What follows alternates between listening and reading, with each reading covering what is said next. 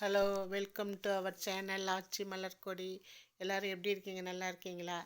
இன்றைக்கி அமெரிக்காவில் ரிச்மாண்டில் உள்ள சாய்பாபா கோயிலுக்கு போய்ட்டு அந்த ஃபோட்டோ தான் முன்னாடி வச்சுருக்கேன்.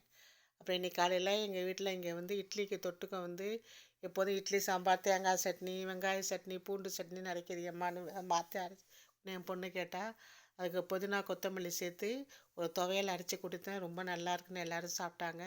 அந்த சட்னி எப்படி செய்யுதுன்னு நான் உங்களுக்கு செஞ்சு காமிக்கிறேன் பாருங்கள்.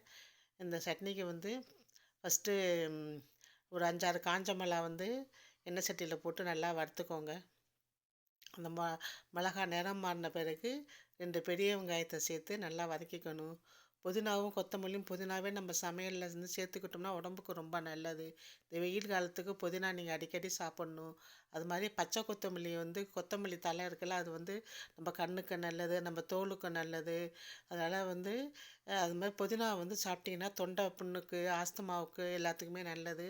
அதனால் புதினாவும் கொத்தமல்லியும் நம்ம துவையலில் இந்த அரைச்சி சேர்த்து சாப்பிட்டிங்கன்னா ரொம்ப மருத்துவ குணம்லாம் நமக்கு நிறையட்டா போய் சேரும் உடம்புல.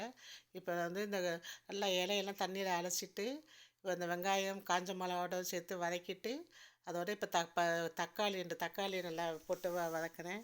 புதினா ஃபஸ்ட்டு போடுறப்ப நிறைய இருக்கிற மாதிரி வதங்கினோன்னே இவ்வளோ கொஞ்சமாக இருக்குது பாருங்கள்.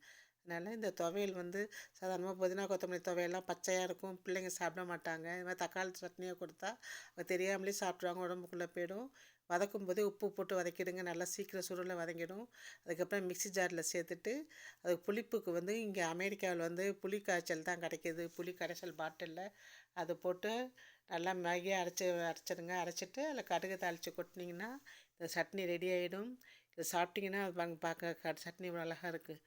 இது தயிர் சாதத்துக்கு கூட தொட்டுக்கலாம், சப்பாத்திக்கு தொட்டுக்கலாம், ஆப்பத்துக்கும் சாப்பிட்லாம், நல்லாயிருக்கும் டேஸ்ட்டாக.